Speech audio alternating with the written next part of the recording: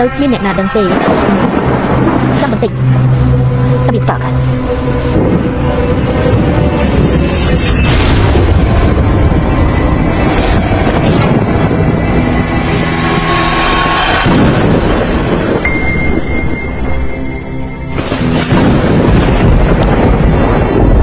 បន្តិចទេ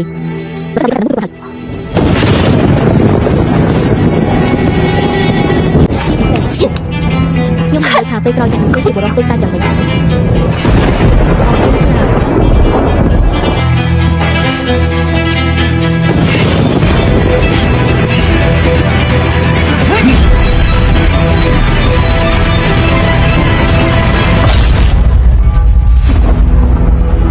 សម្អាតឲ្យស្អាតបាទ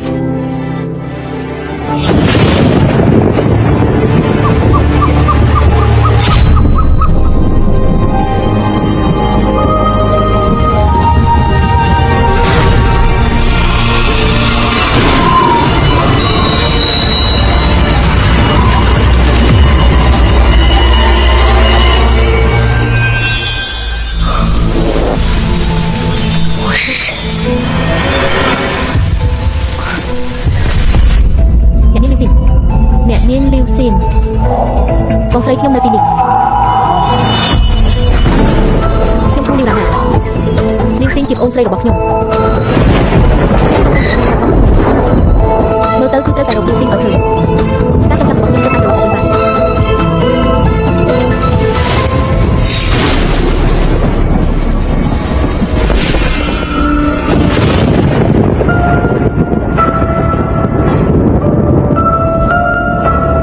បានរបស់អ្នកបានជួយសង្គ្រោះខ្ញុំ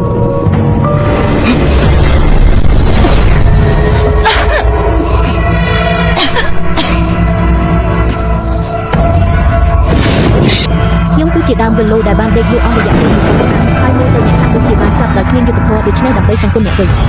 មានចំណាក់ក្នុងការតបតាំងពីរបស់អ្នកដើម្បីឲ្យអ្នកអាចឡើងវិញនិងបំពេញនូវបំណងប្រាថ្នាដែលអ្នកបានប្រាថ្នាទុកបន្ទាប់ពីអ្នកសងសឹកបានសម្រេចរាងកាយរបស់អ្នកនិងជារបស់អ្នកជារៀងរហូតថាអ្នកយល់ព្រមទេ